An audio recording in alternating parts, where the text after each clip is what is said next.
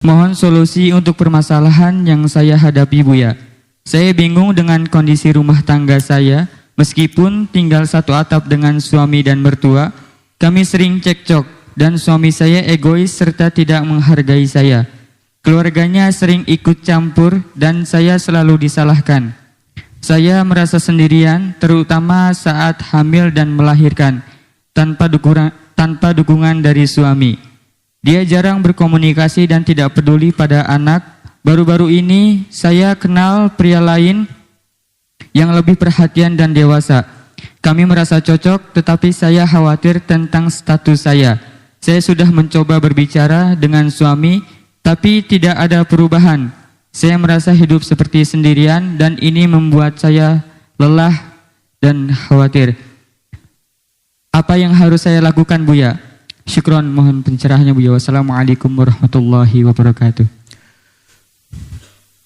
Hidup berumah tangga harus disadari bahwasanya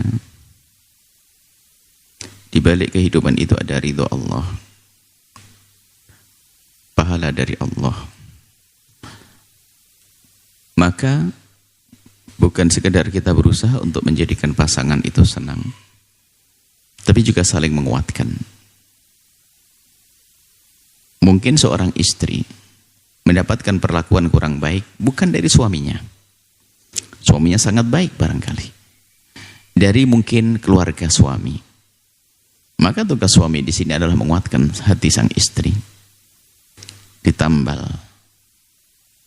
hatinya yang saat itu mungkin sering dimarahi oleh keluarganya. Dan begitu sebaliknya. Jadi hidup itu ya seperti itu. Jangan sampai hidup itu membuat orang tersiksa terus. Na'udzubillah. Apa indahnya menyiksa orang? Dari mana keindahan orang membuat sakit orang lain? Kecuali orang yang mentalnya salah, susah. Hatinya rusak. Bukan keindahan yang sesungguhnya adalah justru di saat kita memberikan kebaikan pada orang, lalu kita senang, itu keindahan sejati. Apapun bentuknya. Mungkin seorang wanita seperti yang bertanya tadi, diliputi oleh suami yang tidak baik, keluarganya pun juga tidak baik, kerjaannya marah-marah dan seterusnya. Tapi sebelumnya ya kita perlu koreksi diri. Apa yang menjadikan mereka seperti itu? Jangan-jangan Anda sebabnya. Mungkin Anda seorang menantu yang mohon maaf di rumah mertua habis makan piringnya dibiarkan begitu saja. Hari pertama, kedua mertua Anda diam saja. Hari ketiga mertua Anda kesel. Ini mantu apaan? Atau mungkin Anda seorang menantu yaitu mertuanya capek nyapu di dapur dan sebagainya, Anda hanya lewat-lewat begitu saja. Bahkan tidak sadar Anda membuat bungkus roti pas di depan orang mertua pas lagi nyapu. Apakah Anda sadar semacam itu? Bukan itu mantu yang bodoh.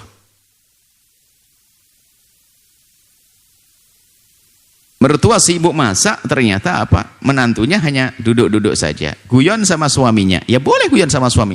Tapi kalau menjadikan ibunya, mertuanya seperti budak, dia hari pertama, kedua senang karena engkau adalah mantu.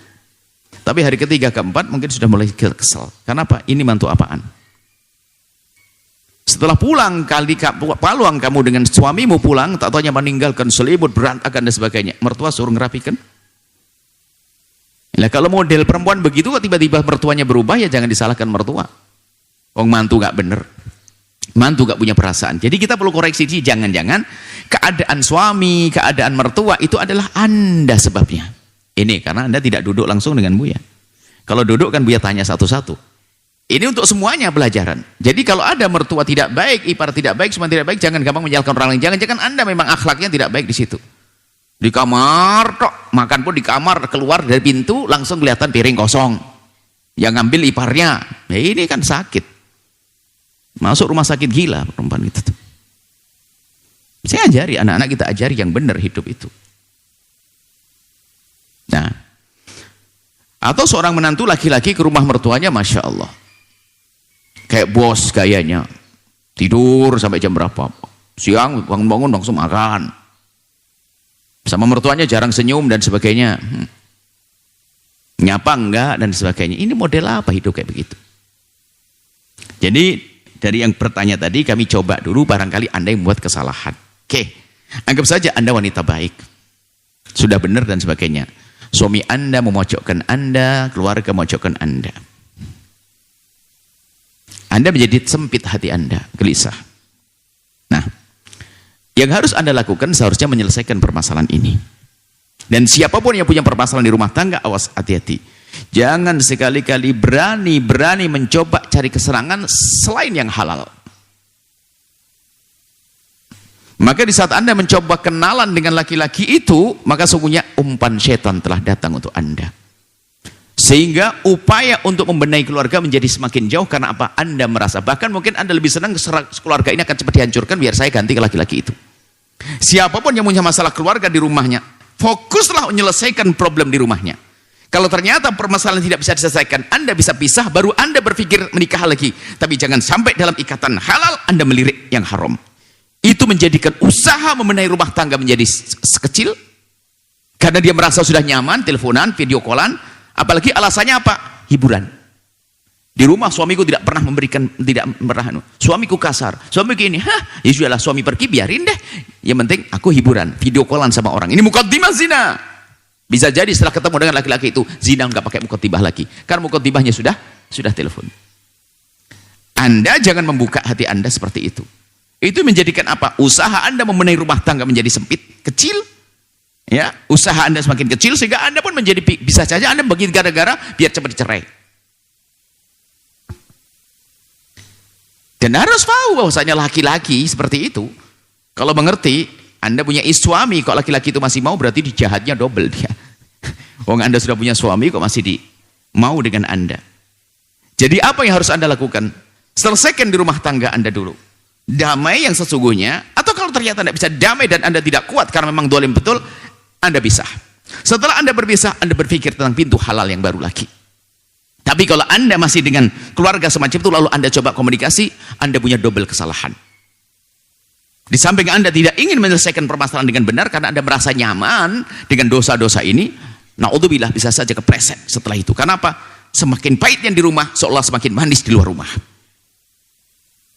Sehingga Anda menerima telepon saja sudah gemeteran dari dia. Jujur kan?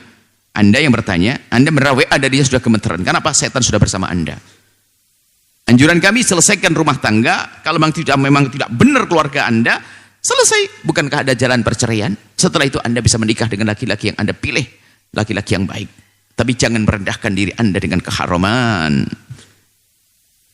Komunikasi sebelum halal, hati-hati. Yang bicara hanya setan. Bisa saja laki-laki itu baik karena memang dia pandai merayu. Bisa jadi WhatsApp yang dikirim kepada Anda, itulah dikirim kepada 10 perempuan. Karena kalau sudah orang itu pengkhianat, ya pengkhianat. Anda jangan mudah percaya.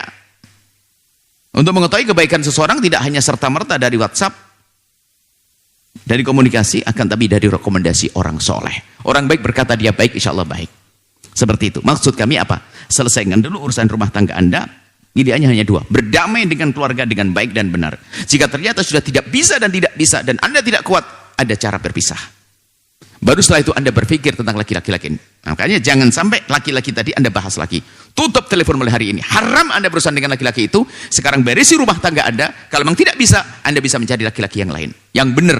Setelah itu, setelah selesai urusan Anda, setelah cerai masa iddah. Kenapa? Tidak boleh seperti itu. Dan ini bahaya sekali. Ada sebagian orang, ada seorang perempuan bertanya, aku dengan suamiku gimana ya kalau aku punya suami tapi aku hiburannya cari orang lain, hanya telepon-teleponan saja, hanya melalui video callan saja. Muqaddimahnya video callan itu nanti terbius, tiba-tiba bisa masuk kehinaan, zina tanpa dirasa. Karena apa? Sudah terbiasa. Dan ini kejadian semacam itu. Bukan suaminya tidak memberi nafkah, bukan suaminya tidak memberi, tidak. Karena memang busuk. Dia sudah dipengaruhi oleh pikiran-pikiran kotor. Imannya yang tidak ada. Imannya yang keropos. Jadi tolong adik yang solehah tadi, selesaikan rumah tanggamu. Ini adalah banyak mirip-mirip semacam ini. Gara-gara problem punya masalah di rumahnya. Yang punya masalah saja nggak boleh, apalagi tidak punya masalah. Naudzubillah. Hanya iseng. Awas, jangan iseng. Merasuk hati. Yang punya masalah saja jangan. Yang punya masalah cari hiburan di luar. Nggak boleh. Itu menjadikan apa? Untuk mempertahankan, memperindah di rumah menjadi malas. Kenapa? Pun dia sudah senang-senang di luar kok. Akhirnya bisa naudzubillah zina. Muqaddimah zina. Seorang perempuan tiba-tiba gara-gara berkomunikasi dengan demikian, tiba-tiba janjian ngomong masuk hotel tiba-tiba. Dan dia yang biayai. Apakah tidak sebuah kebodohan? Bukan suaminya tidak memberi nafkah. Bukan suaminya punya masalah dengan dia. Bayangkan. Gara-gara membuka komunikasi tadi. Bukan suaminya zalim ke dia. Bukan suaminya tidak ngasih nafkah ke dia. Bukan suaminya tidak perkasa, tidak memberikan urusan dia. Tidak. Buka komunikasi. Buka komunikasi. Sehingga tiba-tiba janjian ngomong keluar, dia beli apa, masuk hotel. Imannya rendah. Maka jangan rendahkan dirimu, wahai saudariku yang bertanya. Selesaikan urusan keluargamu. Jika ternyata tidak bisa dan tidak bisa, ada jalan berpisah. Urusan anak Allah akan merawat nanti. Tapi kalau melakukan dosa, tidak.